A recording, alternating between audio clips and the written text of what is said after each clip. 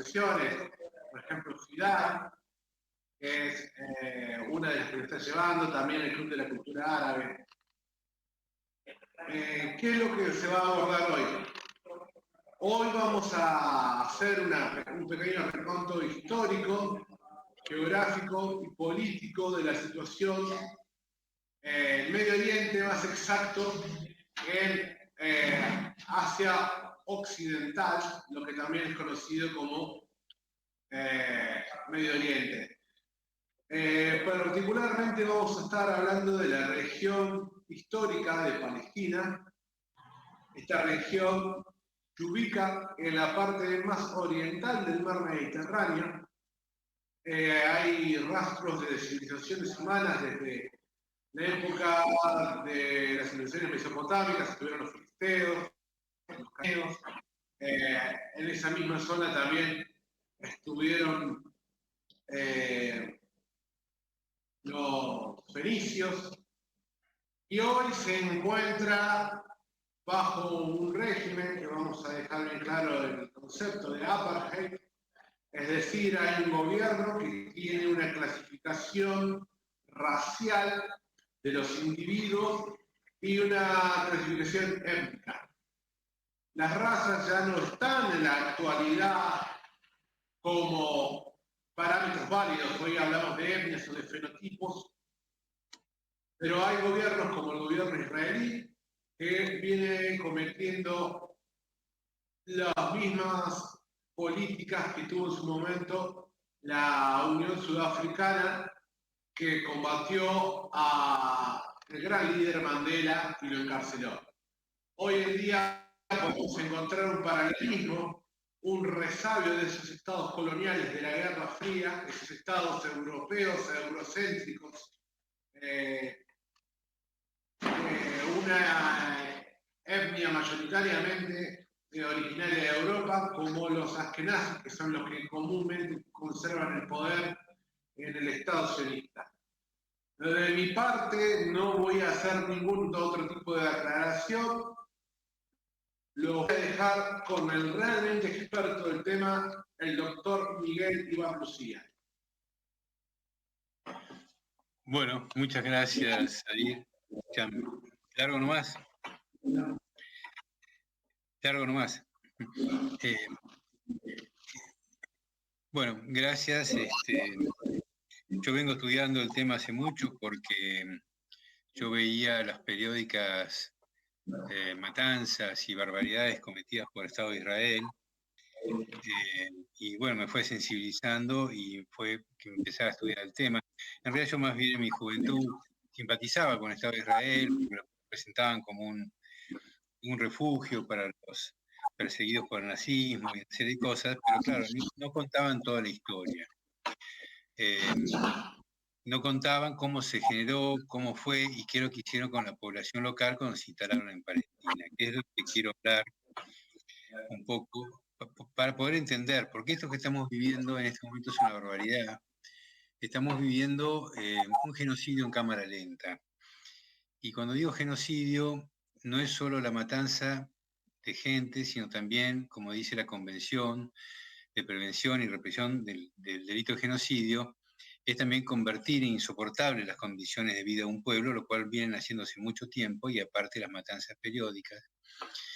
Y es terrible porque si nosotros vemos en los medios, en toda la documentación y todo el material, películas, etcétera, que hay condenando justamente, por supuesto, el genocidio sufrido por los judíos a manos de los nazis, uno se pregunta cómo es posible que hoy estemos viendo algo que se está ejecutando y no hay una reacción mundial que lo pare, pese a órdenes de la Corte Internacional de Justicia para parar, pese que algunos, muy pocos funcionarios europeos como el encargado Borrell, el encargado de la Relación Exterior de la Unión Europea, o el secretario general de Naciones Unidas, el portugués Guterres, sí, que han tenido una posición firme pidiendo que se termine con esto, pero en general ni Estados Unidos, ni la Unión Europea, ni China, ni Rusia mueven un dedo para que se termine esta barbarie que estamos presenciando. que ahora se está extendiendo al Líbano y ojalá no se extienda más allá en el sentido de en una guerra regional con Irán, que creo que es lo que está buscando Israel. Bueno, ¿cómo llegamos a esto? Es la pregunta. Porque la mayoría de la gente dice, pero ¿por qué nunca se termina esto?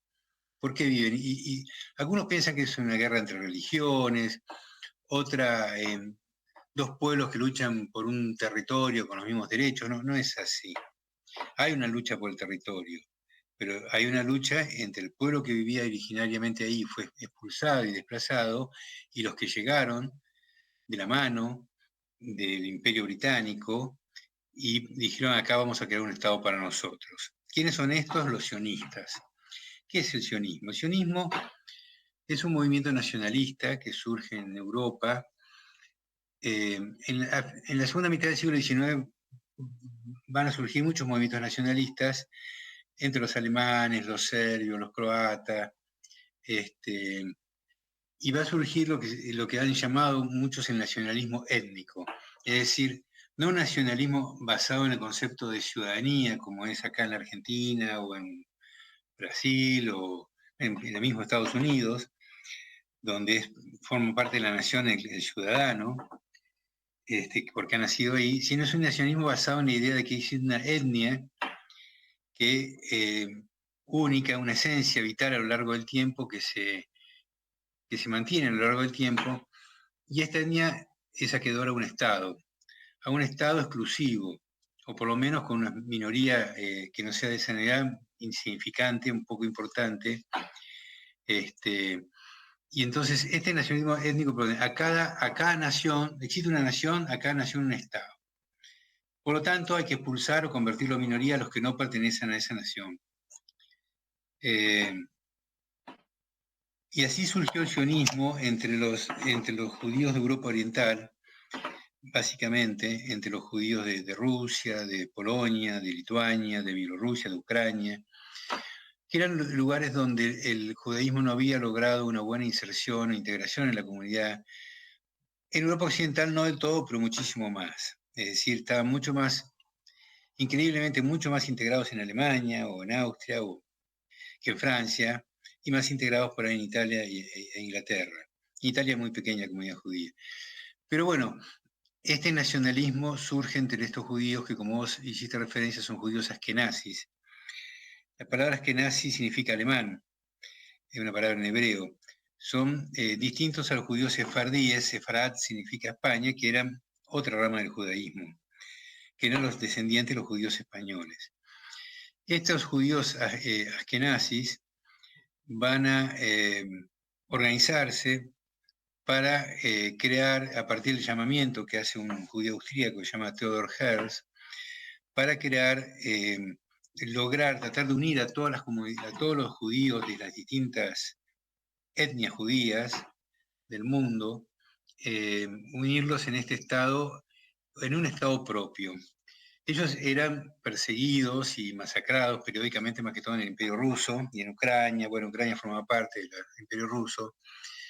Y en otros países ahí de Europa Oriental. Entonces decían, bueno, necesitamos un Estado propio donde nos podamos defender. Y hasta ahí todo bien.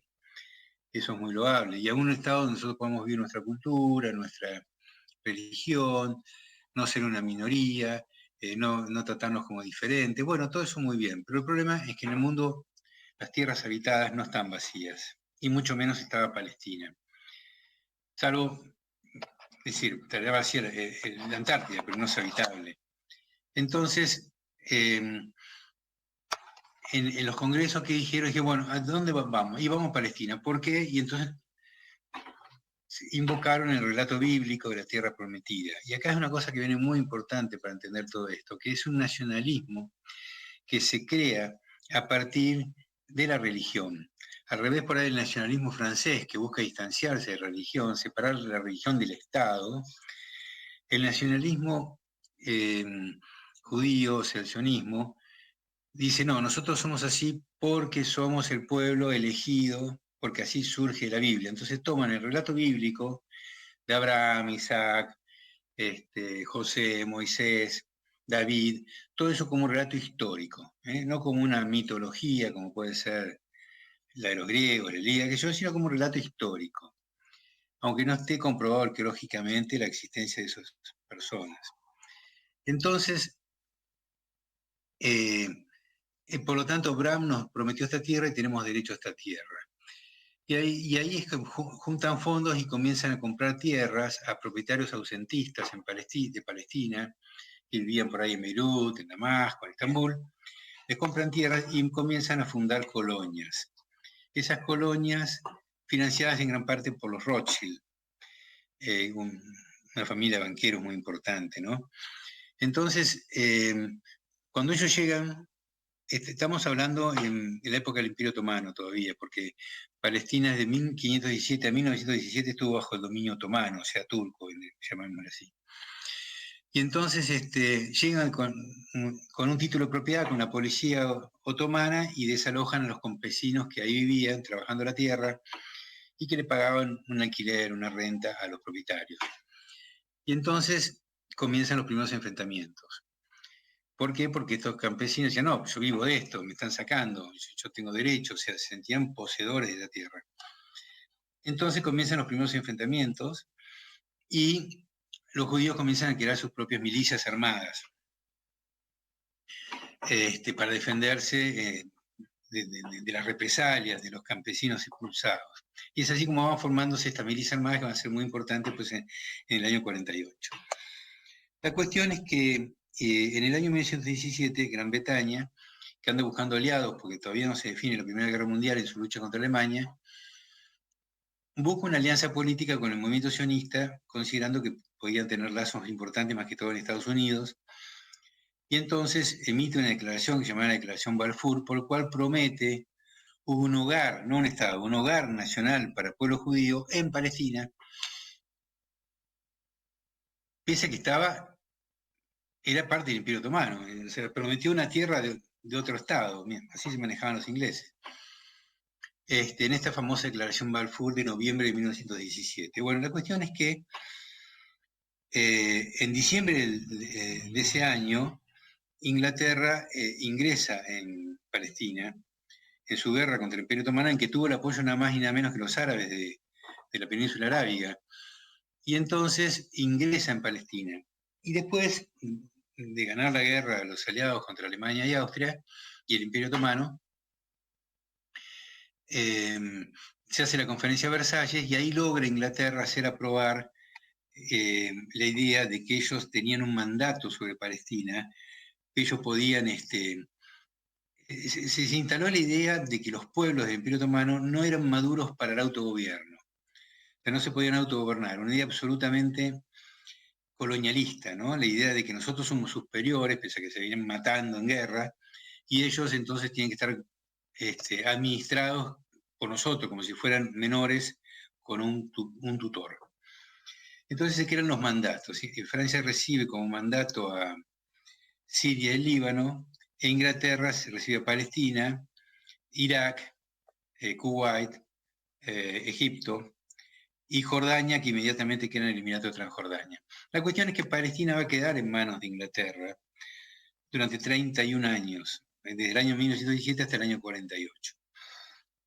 Durante ese periodo, Inglaterra fomenta el ingreso de judíos y la apropiación de tierras por ellos, por la compra normalmente, a propietarios ausentistas, hasta que los palestinos empiezan a sentir que les van a robar su tierra, su país, y comienzan enfrentamientos armados que desembocan en una guerra de guerrillas entre el año 36 y 39, que va a ser brutalmente reprimida por Gran Bretaña. Dura bastante, o sea, pensemos en un país muy pequeño que se enfrenta al principal imperio colonial, dura como 3 años. La cuestión es que cuando termina esa guerra, Inglaterra dice, bueno, pero se venía la guerra con Alemania, porque el nazismo ya estaba, desde el año 33 estaba en Alemania, y armándose, ya había invadido a Austria, Checoslovaquia, bueno, se venía la guerra con Alemania. Entonces Inglaterra dice, bueno, que no me pelee con los árabes, a ver si se hacen aliados de Hitler. Entonces, Inglaterra saca un libro llamado el Libro Blanco, de 1939, donde dice, bueno, ya es suficiente, ya existe el hogar nacional judío en Palestina. Ahora que no ven más que 15.000 judíos por año, no pueden comprar más tierras y vamos a ir a un Estado. Claro, si convocaba un Estado en ese momento, mayoría palestina, iban a gobernar los palestinos, que todavía eran el 80% de la población.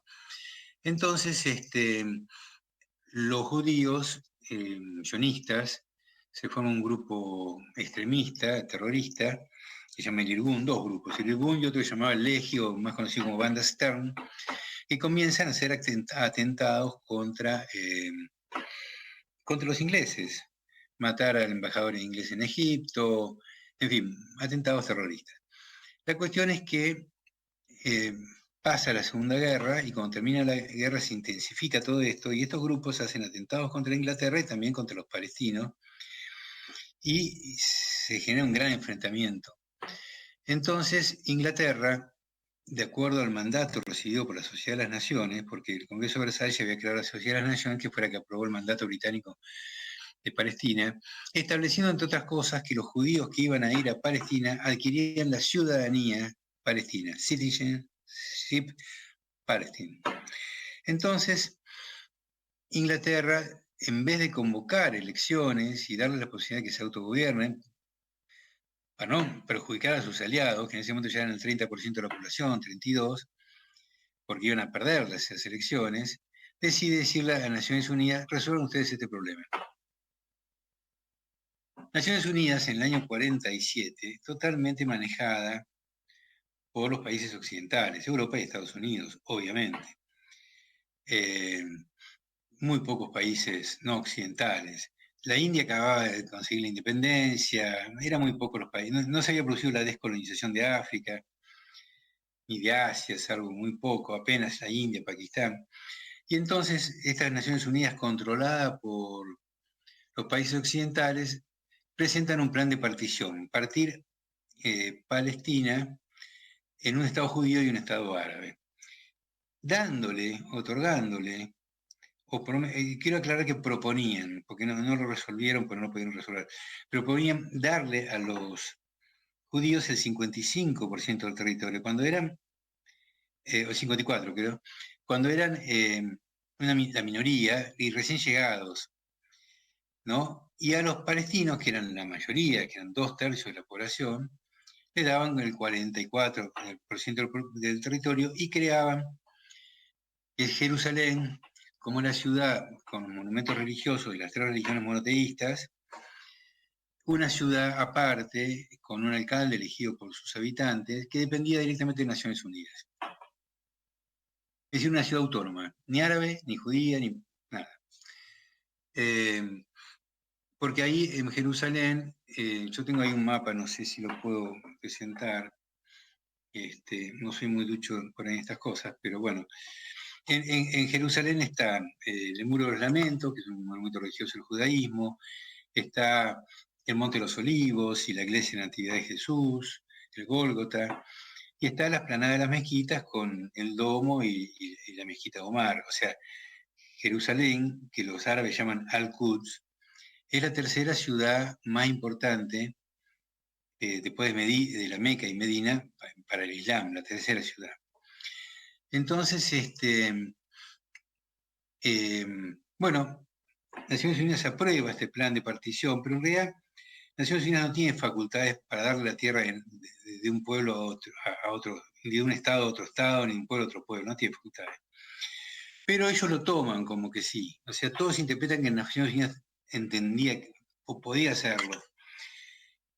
Los palestinos, a través de un líder religioso que tenían, que había sido designado por Gran Bretaña, dicen que no aceptan, lo cual es lógico, porque nadie va a aceptar que le saquen el 56% del territorio que le pertenece.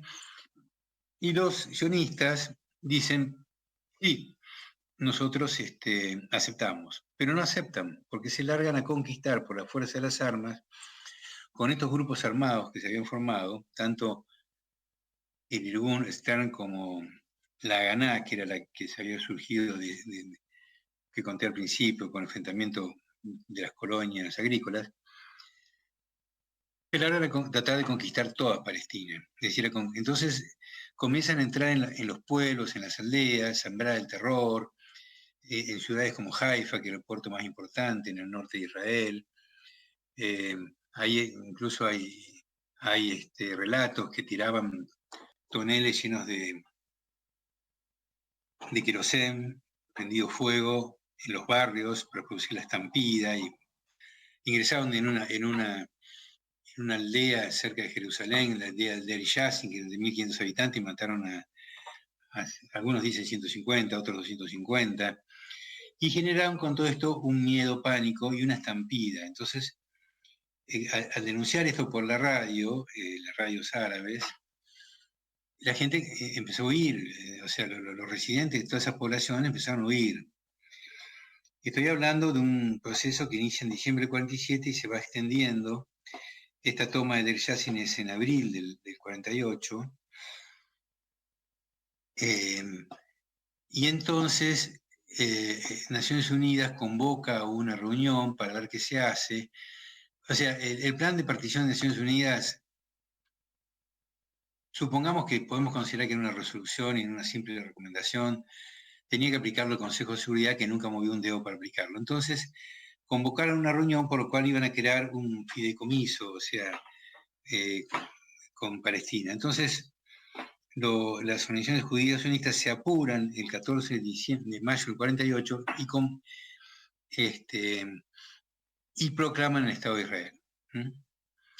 Proclaman el Estado de Israel. Y no definen sus límites, obviamente. Entonces, ese mismo día, Estados Unidos, con la presión de la comunidad judía, pese a que venía teniendo una postura distante, pero en ese momento gobernaba Truman, reconoce el Estado de Israel. Lo mismo hace la Unión Soviética, increíblemente. Y también lo mismo hace dos países que habían formado parte de la comisión que había estudiado el tema, que eran Guatemala y Uruguay, y Sudáfrica, la Sudáfrica racista. Entonces, solo 5 países reconocen el Estado de Israel. E Inglaterra, que había anunciado que se iba en agosto, decide retirarse en ese momento. Inglaterra les permite, durante todo ese periodo con su Fuerza Armada, les permite hacer lo que después se va a llamar la limpieza étnica de Palestina, o sea, expulsar, para crear ese estado étnico homogéneo del que hablé al principio, había que expulsar a la mayoría de los palestinos, y que los palestinos solo fueran una minoría, y que entonces los judíos fueran mayoría. Pero el problema de los judíos eran el 30% de la población, 32% pongamos, y los otros eran mucho más. Entonces había que expulsar a 2/3 de la población palestina. La cuestión es que los estados árabes vecinos, Egipto, Siria, Irak, el Líbano, hasta Yemen, Jordania principalmente, o Transjordania, como se llamaban en esa época, ingresan en el territorio de Palestina para tratar de evitar que los sionistas se apoderaran de toda Palestina. Acá hay un tema muy importante, porque un latiguillo de los sionistas es, nosotros apenas se creó nuestro Estado, nos invadieron, nos agredieron los árabes. Todo mentira. Pues los árabes ingresaron en Palestina, no ingresaron en Israel. Israel estaba reconocido por 5 países. No era un Estado, propiamente dicho. Para ser un Estado vos tenés que tener un orden jurídico consolidado, dominar la totalidad del territorio, tener una población propia. La mayoría de la población seguía siendo árabe en mayo del 48. O sea, no era un Estado, era un proyecto de Estado. Entonces los Estados árabes ingresaron en Palestina y se libró una guerra donde inmediatamente las potencias occidentales presionaron para cubrir una tregua. Durante la tregua armaron a Israel. También colaboró la Unión Soviética a través de ametralladoras que entregaba a Checoslovaquia, en ese momento controlada por la Unión Soviética. Y cuando se reinicia la guerra, logran derrotar a los ejércitos de los estados árabes y apoderarse del 78%. O sea, si Naciones Unidas había propuesto que ellos tuvieran el 40, 45% de la población, perdón, el 54% de la población, lograron apoderarse del 78%. Y quedaron sin que se pudieran apoderar de eso Gaza, el pequeño territorio de Gaza, y, ¿cómo se llama? Y Cisjordania. ¿Qué es Cisjordania? Cisjordania es lo que está más acá del río Jordán. Es decir, entre el río Jordán, que desemboca en el Mar Muerto, y el mar, lo pegado a eso es Cisjordania, que justamente es el territorio donde se supone que existió el reino de Judea y el reino de Samaria, dos reinos en que se dividió, se había dividido el reino de David. Es decir, los reinos que justamente ellos reclaman como tierra prometida. Entonces, eso no lo puedo conquistar. Y conquistó la mitad occidental de Jerusalén. La mitad oriental quedó en manos del rey de Jordania, que no quería que se apoderaran de los monumentos religiosos. La cuestión es que ahí se para la guerra, en el año 48, se hacen los armisticios, e Israel consolida su poder sobre el 78%, pero le quedan estos 3 puntos: Gaza, Jerusalén Oriental y Cisjordania, sin poder conquistarlos en ese momento. Yo tenía algunos mapas, pero no sé acá cómo ponerlos.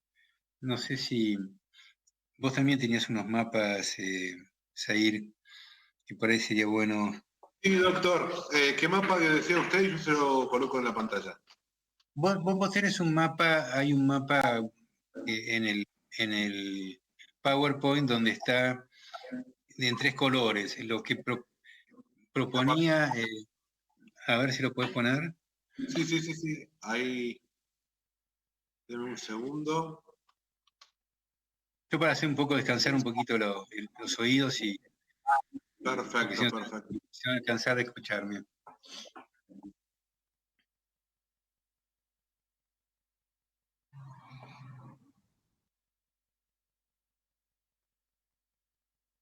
Deme un segundo, por favor.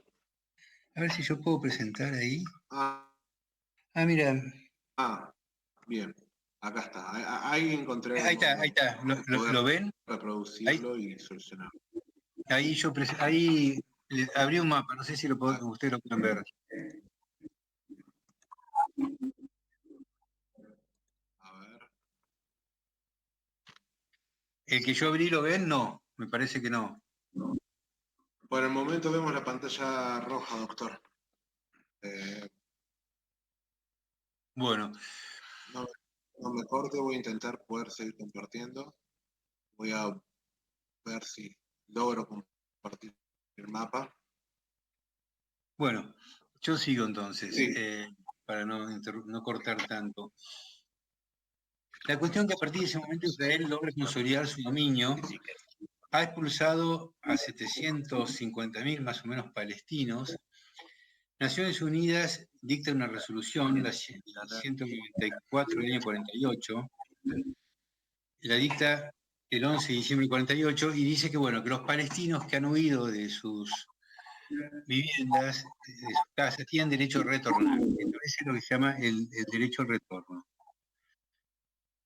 Entonces, este derecho al retorno, pero Israel se va a negar al derecho al retorno. Israel va a sostener que si ellos permiten a los palestinos volver, ellos pierden un poco más arriba en tu PowerPoint. Que ellos van a perder la mayoría judía. Ahí estamos. Eso que ven ahí. Ahí está, bueno, ¿lo ve, doctor? Sí, no, pero había otro un poco más arriba. Bueno, no es este. No. Bueno, está bien, deja ese. A ver.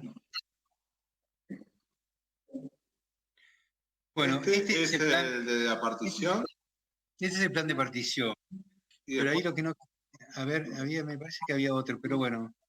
En este plan, este es el plan de Naciones Unidas. Como ustedes ven, Naciones Unidas propuso una cosa, 2 países entrelazados como un tablero de ajedrez, una cosa rarísima. Lo que es verde iba a ser el plan, iba a ser el Estado árabe. Lo más al norte es Galilea Occidental, toda población árabe. Lo que está acá, esto con forma más cuadrada, es, como se llama, es Cisjordania, porque acá está, no sé si ustedes ven el cursor que yo estoy mostrando. Bueno, acá hay un río. El río Jordán va del lago de Galilea en el norte al Mar Muerto. Y este río, lo que está al oeste del río es Cisjordania, que son los lugares donde, según la Biblia, habrían estado el reino de Samaria y el reino de Judea, al sur. Ahí está Jerusalén, y lo que está acá con forma de L es Gaza. Ahora bien, después de la guerra del 48, Israel se apodera de toda Galilea Occidental, de gran parte de Cisjordania, no toda, acá está marcado en puntos finitos, todo lo que se apodera, llega hasta Jerusalén, pero solo la parte occidental, y va a reducir la franja de Gaza a una pequeña fracción. Entonces se apodera todo esto y la franja de Gaza a un pequeño territorio de 10 kilómetros por 40 más o menos. Estos territorios que no conquistó en el año 47, 48, 48 básicamente, los va a conquistar en el año 67. En una guerra llamó la Guerra de los 6 días, sí, en la Guerra de los 6 días se va a apoderar de Cisjordania, de Gaza, de parte de Egipto, de la península del Sinaí y de los altos de Golán en Siria. Pero básicamente nos interesa a nosotros es que se apodera de Cisjordania y Gaza. Pero la comunidad internacional no lo reconoce, y Jerusalén Oriental, la comunidad internacional no le reconoce a Israel el derecho a esas tierras, sino que saca en las Naciones Unidas la resolución 242, por la cual la conmina a que se retire. Israel no se retira, desde el año 67 mantiene el control sobre esas tierras. Recién se va a retirar de Gaza en el año 2005. La cuestión es que estas tierras, Cisjordania va a estar bajo ocupación militar hasta el día de hoy, y Gaza va a estar bajo ocupación militar hasta el año 2005, y después de eso Israel se retira y la va a mantener cercada por aire, tierra y mar. Es decir, el sitio más grande y extenso de la historia de la humanidad. La cuestión es que Israel inmediatamente comienza, después del 67, a establecer colonias en Cisjordania y Gaza. Es decir, que construye barrios de vivienda donde van a vivir ciudadanos israelíes, judíos obviamente, porque hay un 20% de la población, si algunos palestinos quedaron en Israel, que son los que ellos llaman los árabes israelíes, nosotros llamamos palestinos israelíes, más o menos un 20-22% de la población de Israel es árabe, pero son una minoría, no gobiernan obviamente. Entonces, ¿cómo se llama? Israel va a empezar a implantar colonias, más que todo en Cisjordania, que hoy hay alrededor de 700.000 personas que viven en Cisjordania, en colonias que asentó Israel, con todo un sistema de carreteras y con muros que las separan de los pobladores palestinos. Por eso se habla de un estado de apartheid, porque están separados geográficamente, no se mezclan. Establecen que los palestinos no pueden entrar en esos territorios. Lo importante acá es considerar una cosa, que esto que comete Israel es un crimen de guerra. ¿Por qué? Porque la Cuarta Convención de Ginebra sobre crimen de guerra prohíbe llevar población propia a un país conquistado. O sea, si un país ingresa en el territorio de otro por X motivo, no puede trasladar población propia. Sin embargo, es lo que Israel hace. Y lo hace Israel y lo hace en Gaza. En Gaza eran muy pocos, creo que 5.000 personas sobre una población de 2 millones de personas. Entonces, en el 2005 Israel desmantela las colonias, pero lo mantiene cercada a Gaza. Y en el año 1982 Israel invade el Líbano, porque los palestinos, al principio los palestinos, no podían creer esto y pensaban que esto se iba a terminar. Entonces, Egipto nunca incorporó a su territorio a la Franja de Gaza, ni Jordania, fue más confuso, pero tampoco del todo, del todo. Entonces Israel, ¿cómo se llama? Esos territorios quedaban así en medio de la penumbra. Israel va a establecer todo su dominio militar, pero va a surgir una organización de resistencia, de lucha armada, que se llama la Organización de Liberación de Palestina, primero, después van a surgir otros grupos que van a cometer atentados de distintas naturalezas contra Israel. Secuestro de aviones, cambio de rehenes, en fin, todas estas cosas. Era la época, la década del 60, en que lo mismo ocurría en Argelia, antes había ocurrido en Kenia, en Angola, es decir, en que los países dominados por el colonialismo europeo armaron organizaciones armadas, guerrillas, contra la dominación colonial. Algunos tuvieron éxito, como en Argelia, Angola, Kenia, y otros, pero en Palestina no, porque bueno, la situación de Palestina es muy distinta. En realidad Palestina no es una colonia, es producto del colonialismo, porque los sionistas llegaron de la mano del Imperio Británico, pero no es una colonia porque no depende de Gran Bretaña. Es un país independiente y la población que fue ahí no fue población inglesa. No es que los ingleses llevaron, como en Sudáfrica, población propia o los holandeses en Sudáfrica, no. Hicieron una alianza con un movimiento político nacionalista, pero los que iban ahí eran judíos básicamente europeos.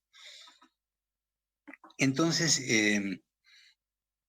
se va a ir desarrollando una resistencia armada.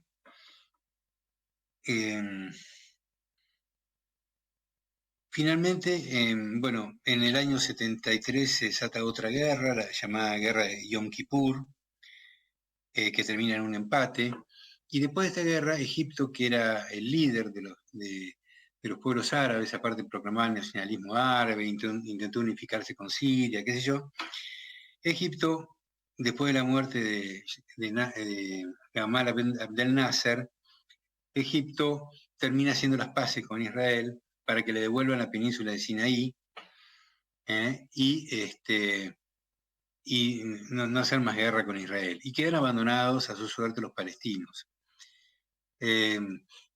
Israel, ellos tiraban, como ahora, cohetes, eso que tiran misiles de mentira, cohetes desde Jordania, desde el Líbano. Entonces Israel invade el Líbano en 1982 y va a ocupar el Líbano durante 18 años.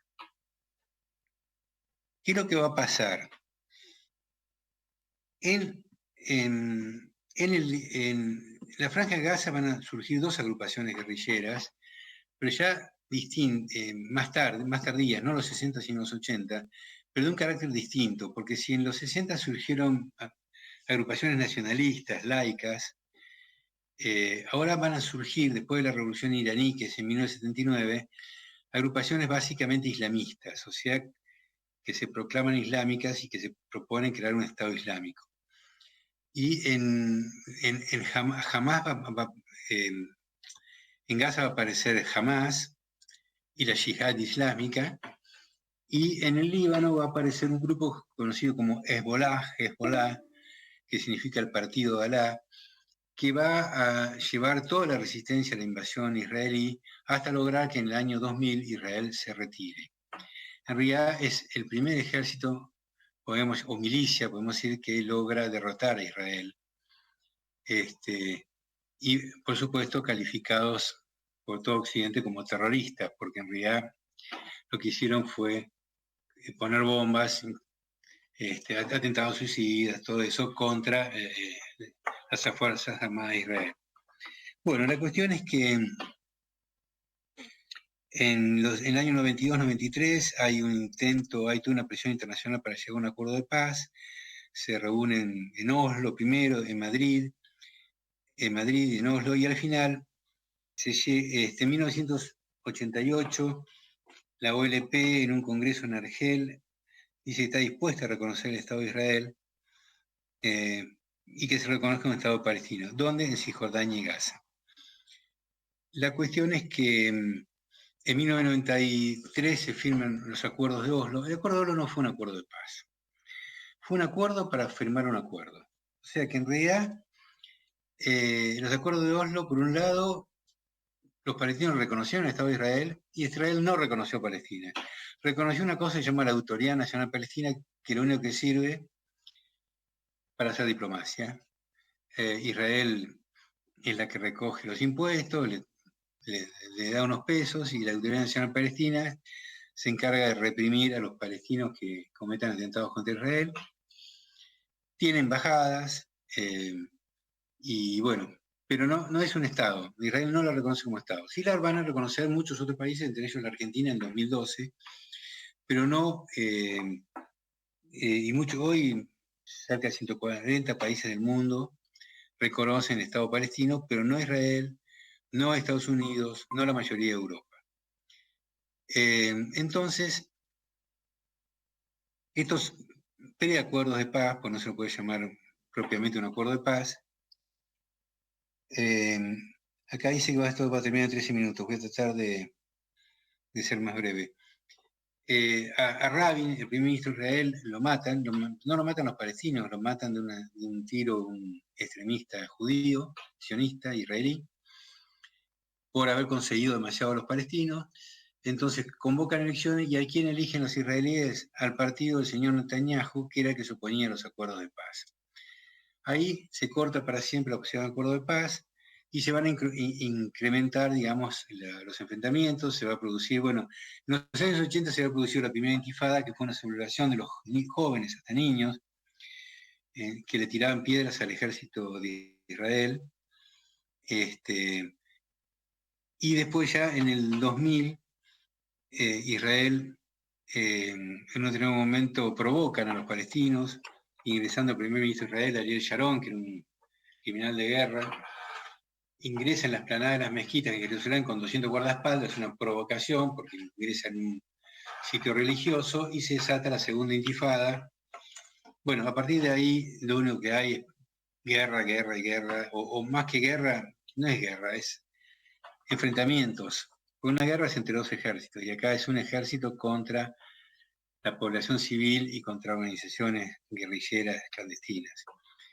La cuestión es que Israel va a volver a invadir el Líbano en 2006, Israel va a bombardear Gaza en 2009 matando a 1.500 personas, Israel va a bombardear Gaza en el 2014 matando a 2.500 personas.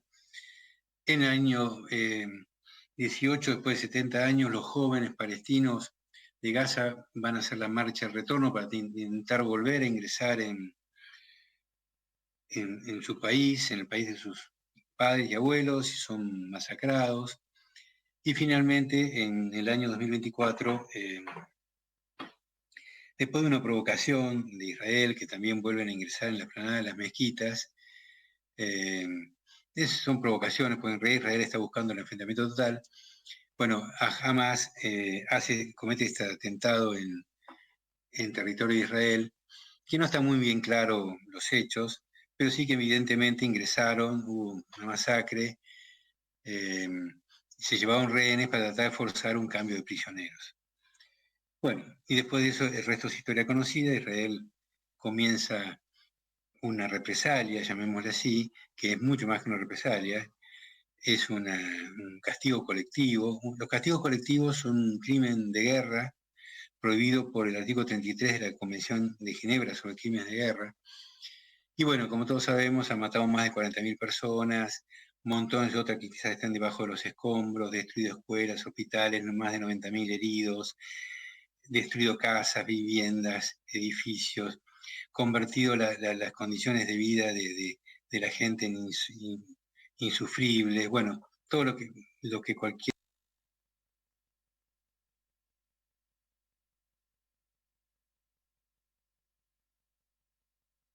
Habla siempre de por qué no se llega a la paz, y no se llega a la paz por muchas razones. Israel no quiere compartir esta tierra con los palestinos, para ellos es la tierra prometida, que se las habría dado el Dios de ellos, Yahvé, como si ahí no hubieran vivido, supuestamente un derecho histórico que les viene, porque ahí vivieron hace 3.000 años, lo cual no eran los únicos que vivían ahí, y aparte es muy discutible que los judíos estos sean descendientes de los que vivían ahí, pero bueno, supongamos que lo fueran. Es imposible organizar el mundo, los estados actuales, por cómo eran las fronteras hace 3.000 años, 2.000 años, o 500 años, o 100 años. Entonces, la cuestión es que Israel, ellos a Cisjordania la llaman Judea y Samaria. ¿Por qué? Porque el objetivo es finalmente incorporar todo eso a su territorio y expulsar a la mayor cantidad de palestinos posible, como hicieron en el año 48. Incluso una consigna de ellos es por un segundo 48. Es decir, ellos lo que quieren es incorporar definitivamente. Pero como la comunidad mundial, ni siquiera la Unión Europea y Estados Unidos le reconocen soberanía sobre Cisjordania, ellos están buscando, según esto dice un tal Moshe Machover, que es un dirigente, es un político israelí, antisionista, ellos buscan una conflagración regional para que en medio de esa conflagración regional, por ejemplo con Irán, puedan decir que se vieron obligados a hacer esto y que Estados Unidos básicamente los apoye para apoderarse finalmente de Cisjordania en forma definitiva y quizás de vuelta de Gaza. Bueno, esto es un poco el panorama actual. Esto es muy extenso, se podrían dar muchísimos más datos. Yo no quiero cansar a la gente, así que quedo a disposición. Creo que esto se va a cortar, tendremos que iniciar de nuevo para las preguntas que me quieran hacer y los comentarios que quieran hacer.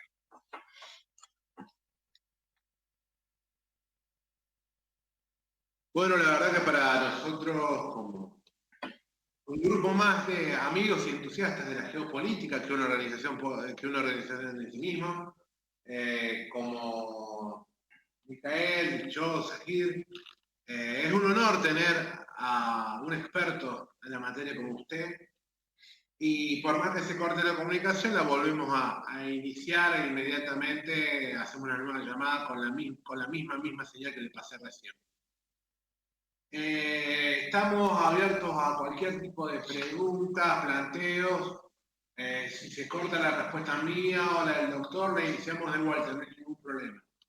¿Puede ser, doctor? Sí, no sé si tengo que esperar un nuevo correo electrónico, entro por acá, no sé, eso veré. Y no me mandas. Sí, vamos a usar la misma sesión. Vamos a usar la misma sesión a la que usted ha invitación. Bueno, cómo no. Bueno, me gustaría, pues supongo que los cansé con demasiada información, y bueno, poder evacuar las dudas o hacer los comentarios que cualquiera quiera hacer.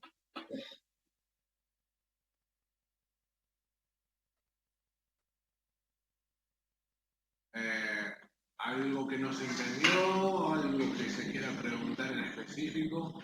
No hay preguntas inválidas ni hay respuestas cerradas, así que estamos acá para...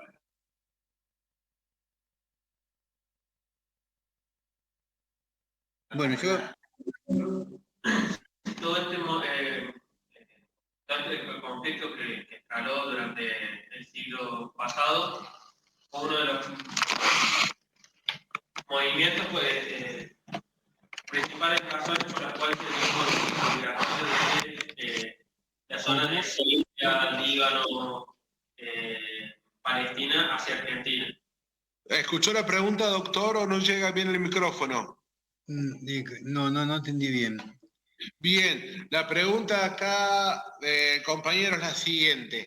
Si las guerras de agresión y las persecuciones a los grupos palestinos, árabes y libaneses fue el principal motivo para la inmigración de origen árabe a nuestro país. No, la inmigración árabe es anterior yo creo que principios de siglo y antes de la Primera Guerra Mundial. No, yo creo que más bien huían del Imperio Otomano. El Imperio Otomano era muy grande, cometió un brutal genocidio de armenios, 1,5 millones de armenios se calcula, muchos vinieron acá a la Argentina, y otros, muchos sirio-libaneses, vinieron, pero incluso antes de la Primera Guerra. Después, bueno, habrá habido, pero creo que no fue el motor principal de la inmigración sirio-libanesa a la Argentina. Muy bien.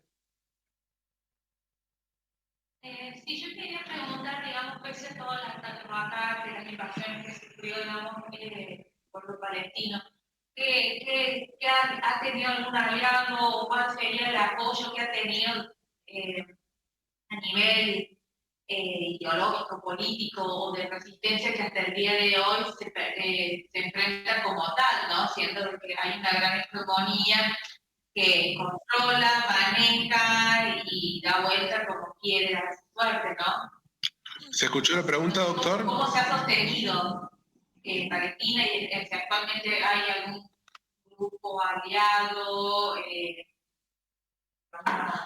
una organización a nivel internacional, no sé cómo sería? Mira, al principio Palestina tuvo el apoyo de los países árabes, ya conté que ingresaron en Palestina en el año 48 para evitar que Israel se apoderara de todo el territorio. Y esto continuó mientras Gamal Abdel Nasser fue el presidente egipcio, creo que murió. Y Palestina tenía el apoyo de egipcios, sirios, jordanos y menos del Líbano. Pero después esto se fue mermando, Israel fue consolidando, Egipto con Anwar el-Sadat terminó haciendo las paces con Israel, y hoy en día diría que es un aliado de Estados Unidos e Israel, obviamente. Jordania recibió muchísimos de los refugiados palestinos, muchos de ellos, casi 40% de la población de Jordania es de origen palestina, y fue el país que más los integró a su propia, que más se mezclaron con los jordanos. Pero Jordania también reconoció el Estado de Israel y no quiere saber nada porque en una guerra Israel lo arrasaría. Hay que reconocer que gracias a Emir de Transjordania, Israel no se apoderó de Cisjordania ni de Jerusalén en el 1948. Doctor. Sí. ¿Qué pasa? Hola. Doctor, ahí vuelve a entrar a la misma. Se cierra, pero volvemos a entrar a la misma en 2 minutos.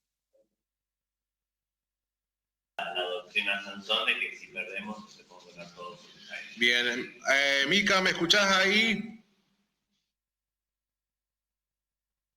Mica. Es importante destacar que a diferencia desde la Argentina con el tercer gobierno de Otto que se alentaba de también la exploración nuclear, pero para tener energía limpia desde ese momento y no energía para destruir. Perfecto, perfecto. Ahí estamos todos, doctor. Sí, creo que... No me acuerdo en qué es lo que estaba contestando. Era la... de la misma Casa Blanca y la Comisión Federal. Ahí... Bueno, al principio Palestina tuvo el apoyo de los estados árabes. Sí. Pero estos de a poco fueron defeccionando. Y hay un apoyo diplomático, un apoyo un poco simbólico, muy poco de Egipto, prácticamente nada. Hay apoyo económico y financiero de Qatar, pero más a la Autoridad Nacional Palestina, que no a Hamás. Hamás forma parte de un grupo internacional islámico llamado los Hermanos Musulmanes, que nació en Egipto, que es importante en Egipto, que cuando hubo elecciones en Egipto ganaron las elecciones y el presidente duró un año y lo volaron. Creo que se llama Morsi o algo por el estilo, que había abierto la frontera, porque la Franja de Gaza tiene una frontera con Egipto de 13 kilómetros, y este hombre había permitido el libre paso, y bueno, eso no lo toleraron, y Israel y Estados Unidos y lo volaron, hicieron un golpe de Estado, y ahora gobierna una junta militar. Y después Siria sí apoyaba mucho a Palestina, pero Siria está destruida por una guerra. O sea, realmente han conseguido ir destruyendo los distintos estados. Líbano tuvo una guerra civil brutal. Líbano es un país donde conviven musulmanes y cristianos, y muchísimos grupos de cristianos y muchísimos grupos musulmanes. Los cristianos, que son un poco el 30% de la población, antes eran 40, 45, 50, gobernaban el país, pero ahora no. Pero bueno, hay mucho enfrentamiento interno. Y el principal apoyo, podemos decir que lo tiene en Irán, que no son árabes, pero sí musulmanes, es el principal apoyo digamos, a los palestinos, pero no es limítrofe con ellos. Y después hay apoyo, sí, de algunos países, ¿cómo se llama?, de Colombia en este momento, de Brasil, de Chile, que se han manifestado, y de Sudáfrica. Sudáfrica está llevando adelante la denuncia en la Corte Internacional de Justicia, la denuncia contra Israel. La Corte Internacional de Justicia ha declarado que hay un régimen de apartheid. La Corte Internacional de Justicia ha pedido que por favor paren con esto. Después está la Corte Penal Internacional. La Corte Penal Internacional juzga personas, la Corte Internacional de Justicia juzga estados. La Corte Penal Internacional, el fiscal de la Corte Penal Internacional, Karim Khan, ha pedido la detención del primer ministro de Israel y su ministro de Defensa, de Netanyahu y Yoav Gant, creo que se llama, pero bueno, sin que la Corte Penal Internacional lo haya resuelto todavía, y podemos decir que esos más o menos los apoyos que tiene básicamente Palestina. No son muchos. Muy bien, doctor. Una pregunta de mi parte. ¿Usted cree que en este momento, desde los 90 acá, este punto es un punto de inflexión respecto a la relación del Estado sionista con el resto del mundo, o es un punto más que van a seguir manteniendo una hegemonía global? Me refiero particularmente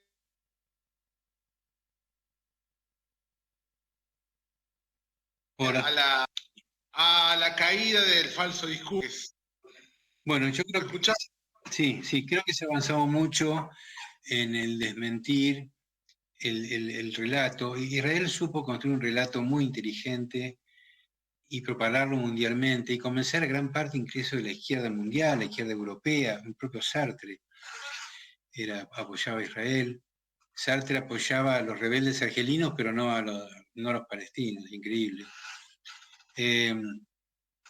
Israel supo vender una imagen hasta de un país socialista, por esto los kibutzim, que son como colonias agrícolas colectivas, y bueno, con todo a ver cómo puedo decir, el capital moral que le dio, o sea, ellos se presentaron como los representantes del pueblo judío que habían sufrido el exterminio en manos de los nazis, los 6 millones de judíos asesinados, masacrados por los nazis, y entonces sentimiento de solidaridad internacional, y la gente se olvidó de los palestinos, ¿qué importa?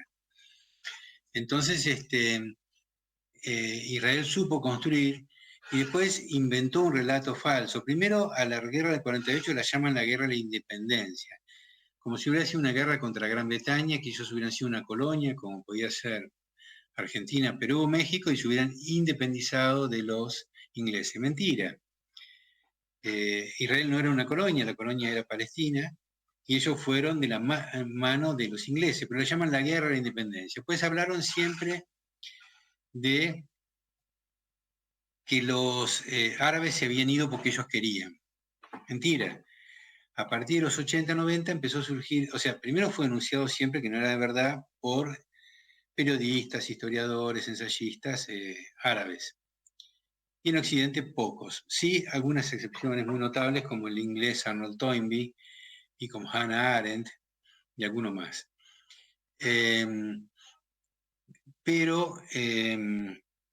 Bueno, lograron instalar esta idea y a partir de los 80, 90 surgió una generación de historiadores israelíes, llamados los nuevos historiadores, que buscando los archivos del ejército de Israel, encontraron que había habido un plan deliberado de expulsión de los palestinos, llamado el Plan Dalet, por el cual las Fuerzas Armadas del Estado de Israel se habían propuesto expulsarlos ingresando uno por uno. Y se ingresaron en 400 aldeas y 10 ciudades, produciendo el pánico para que se fueran los palestinos. O sea, una verdadera limpieza étnica.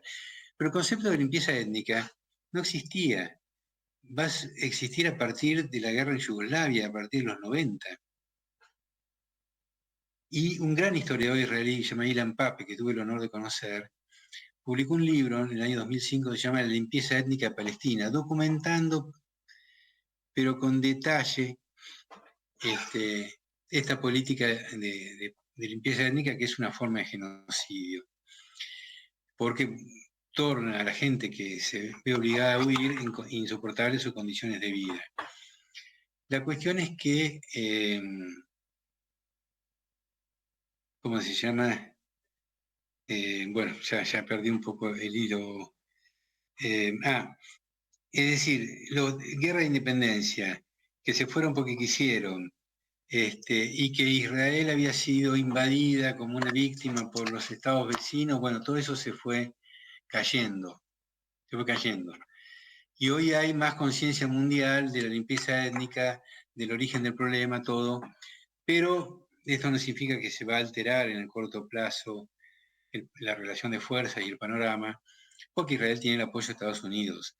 El tema es que en Estados Unidos hay una comunidad judía muy importante que es pro-Israel, muy importante, económicamente poderosísima en materia financiera y en los medios de comunicación. Ustedes habrán visto en Netflix, podrán ver un montón de películas sobre el genocidio de los judíos a manos de los nazis, pero no va a haber ninguna que hable de la Nakba. Nakba se llama la catástrofe del pueblo palestino, ¿no? Que sufrió en el 48 y en todas estas décadas.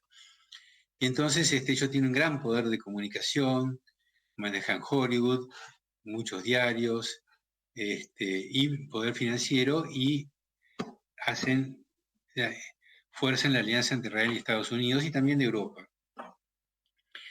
Entonces, en el corto plazo, el tema es muy difícil. Y se habla siempre de la solución de los dos estados. La solución de los estados es una mentira inmensa.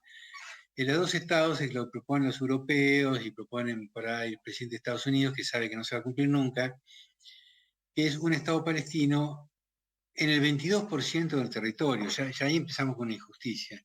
En Cisjordania y en Gaza, y en Jerusalén Oriental. Pero Israel, primero, no va a ser nunca Jerusalén Oriental porque ahí está el Muro de los Lamentos. Segundo, Israel no va a desalojar a las 700.000 personas que instaló a vivir en Cisjordania y les financió las viviendas, todas esas colonias de las que hablé antes, porque es impensable que expulse a 700.000 personas de los territorios conquistados que viven en colonias que ellos mismos han plantado. Y aparte, entraría en una guerra civil. Y por otra parte, esa gente tiene un partido político propio que hoy forma parte del gobierno de Israel. Entonces, la solución de los dos estados es una mentira, una gran mentira. La única solución razonable, pero impracticable en el corto plazo, sería un único estado, la solución sudafricana, un único estado laico, democrático, que no sea ni judío, ni musulmán, ni cristiano, sino laico, donde convivan con iguales derechos todos los habitantes y que puedan volver los palestinos a sus tierras. Pero Israel no lo va a permitir mientras tenga todo el poder económico y militar, porque no quieren ser minoría, ni siquiera ser igual, ni siquiera tener un 45% de palestinos adentro. Entonces, y aparte porque hoy los odios mutuos son infinitos. Y aparte porque hay que entender que el sionismo, como mito político que gobierna Israel, es un movimiento extremista de naturaleza religiosa. Todos sabemos que la religión se puede usar para la paz y para el amor entre los pueblos, o se puede usar para la guerra, como ha sido durante toda la historia. Siempre ha habido algún versículo de la Biblia utilizado para la guerra o otro utilizado para la paz. Bueno, la cuestión es que ellos realmente no quieren la paz. Ellos buscan apoderarse de todo Cisjordania y Gaza. Y la posibilidad de una convivencia pacífica hoy es más difícil que nunca. Hoy, quizás en otro momento podría haber sido, pero hoy es más difícil que nunca. Y menos mientras Estados Unidos mantenga su poderío económico y militar. Perfecto, doctora. Acá había dos preguntas. Sí, en parte fue respondida por lo que comentaba el doctor recién, que era, digamos, cuál era el motor o el fundamento de parte de Estados Unidos hacia el apoyo israelí. Bueno, creo que quedó bastante claro la penetración en los distintos aspectos que manejan los poderes de los estados, como es el sistema financiero, y muy también el sistema de comunicación a partir de los medios y también del el arte y demás. Bien, no sé si el doctor la pudo escuchar. Doctor, buenas noches. Sí, lo escuché y gracias. Yo quiero rescatar que ahora hubo un movimiento muy importante de solidaridad con Palestina en las universidades de Estados Unidos. Miles y miles de estudiantes salieron pidiendo que se acabe la matanza, que se acabara la matanza en Gaza, y entre ellos muchísimos estudiantes de origen judío, lo cual me parece muy positivo, muy loable, muy valioso. Y hay muchísimos antisionistas que son judíos.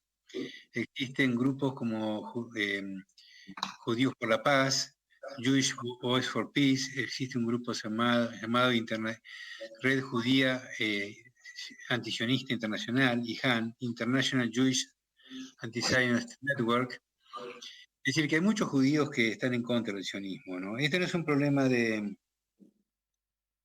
judíos contra musulmanes o cristianos, este es un problema de quienes apoyan a un Estado que fue creado por Gran Bretaña básicamente para tener un aliado al lado del canal de Suez, y que después ese Estado logró convertirse en aliado de Estados Unidos, que se quiere quedar con todo el territorio y expulsar a todos los palestinos, y del otro lado, bueno, los palestinos que luchan por sus territorios, su vida y su derecho a retornar a la tierra de sus antepasados.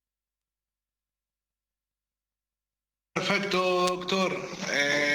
No sé si hay alguna otra pregunta. Sí, Santiago, por favor. No, le quería consultar al doctor, como así medianamente nos dejó el indicio por el caso norteamericano, si el sionismo considera usted la penetración en los hilos de poder también del Estado Nacional Argentino. Sí, más que todo con este gobierno, ¿no? Esto no cabe en la menor duda.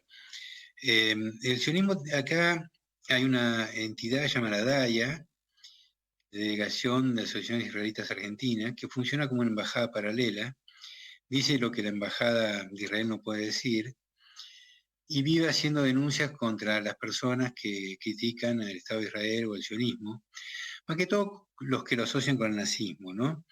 Entonces han hecho denuncias penales que hasta ahora han sido rechazadas, por suerte, y consiguen algún fiscal estúpido que los apoya. Entonces, hace muchos años se hicieron contra un señor que, bueno, fue absuelto. Después se hicieron contra un diputado de Izquierda Unida, Alejandro Godard, que fue absuelto en primera instancia, y ahora ellos apelaron para ir a la Cámara, porque puso sionismo igual nazismo, algo por el estilo, o retuiteó, en realidad hizo un retweet. Y por otro lado, ahora han hecho una denuncia penal contra otra diputada de Izquierda Unida, Biasi creo que es el nombre, o algo así, que dijo también sionismo igual nazismo, entonces la acusan de antisemitismo, porque ellos asocian antisionismo con antisemitismo. La palabra antisemitismo a mí no me gusta, es una palabra equívoca, pero digamos que se la puede asociar como a racismo antijudío. En realidad lo correcto es hablar de judeofobia o antijudeísmo, pero ellos consideran que todo el que critica el sionismo es antisemita, o sea, racista. Es ridículo porque el sionismo es un movimiento político y nadie puede ser racista por criticar un movimiento político. Vos sos racista si criticás a un grupo de gente por sus características físicas comunes o por la religión que profesan, pero no por el partido político, por la orientación política. Si vos criticás a los catalanes que se quieren independizar porque te parece ridículo que se quieran independizar, no sos racista. Puedes estar equivocado o no, pero eso no es racismo. Ahora ellos viven haciendo la identificación antisionismo, anti-judaísmo. La editorial Canaán, que es la nueva editorial Canaán que llevamos adelante Gabriel Simiñán y yo, ambos de la cátedra esta de Edward Said de Libre Estudio Palestino, hemos publicado un libro que se llama El negacionismo y la Nakba, donde estudiamos cómo la tragedia del pueblo palestino ha sido negada por los historiadores. No hablan de eso o dan una versión confusa o que coincide con el interés del Estado de Israel.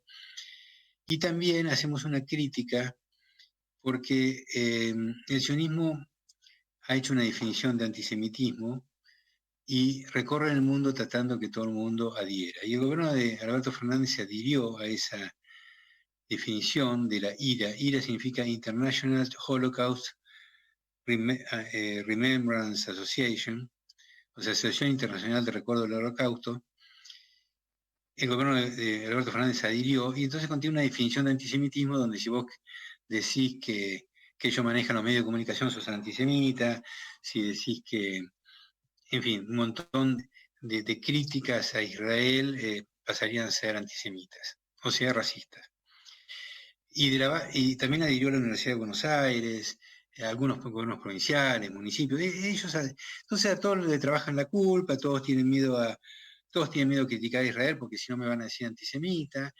Y está lleno de cobardes en este país, en los medios de comunicación, o que no quieren perder el trabajo, saben cuál es la verdad, pero no quieren perder el trabajo, que no se animan a ni siquiera a contar lo que está pasando en Gaza. Ahora lo cuentan muy por arriba y confusamente. Y bueno, esta DAIA tiene mucho poder, pero se dedica sistemáticamente a perseguir a quienes critican al Estado de Israel. Es así.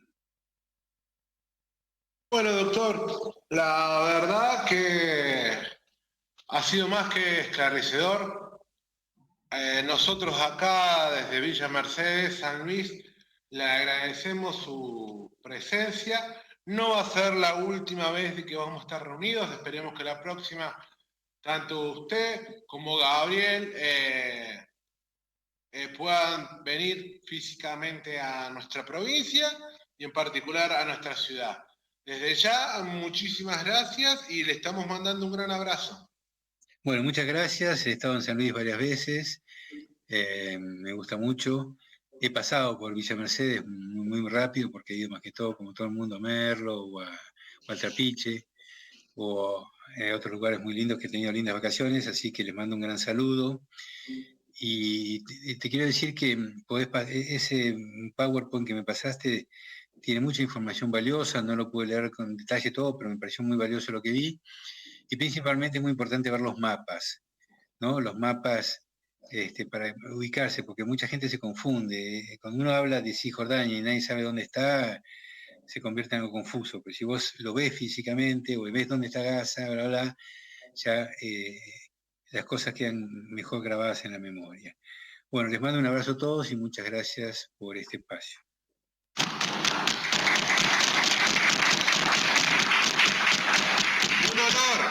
Un honor, muchas gracias. Muchas gracias, hasta pronto. Espera, doctor. Quiero tomar un minuto, doctor, porque cuando habló de las personas perseguidas por la DAIA, me parece importante rescatar la figura de Cristian Díaz, quien fue perseguido, perdió todo porque él era un soldador metalúrgico en un barrio pobre de Buenos Aires. Y Cristian soportó lo suficiente para poder salir de la cárcel y dejar un precedente de lo que a él le estaban haciendo. No solo es inconstitucional, sino que tampoco tiene espacio dentro de nuestra jurisdicción legal. Y poco tiempo después de eso, Cristian pasó a la inmortalidad. Así que es importante mantenerlo vivo desde el lugar del esfuerzo que él dio como un ciudadano argentino común y corriente, con ningún absoluto lazo hacia esa tierra, de dar la lucha por la gente oprimida. Bueno, muy, valoro mucho tus palabras, me olvidé de Cristian, lo pido disculpas. Él estuvo como 5 o 6 meses preso, creo que lo tuvo preso, si no me equivoco, este juez Lijo, que el señor Milei quiere llevar en agradecimiento a la Corte Suprema de Justicia. Por suerte hasta ahora no ha conseguido los votos, pero puede llegar a pasar. Lo tuvo preso sin ningún tipo de prueba, investigando si tenía lazos con Hezbolá, un ridículo absoluto, y yo creo que lo afectó mucho porque tengo entendido que se quitó la vida, si no me equivoco, y estar preso realmente por decir lo que pensaba y criticar a un Estado racista y extremista y brutal y terrorista como es el Estado de Israel. Así que gracias por recordar. Por supuesto. Un gran abrazo, doctor. Nos estamos viendo la próxima. Igualmente, hasta pronto.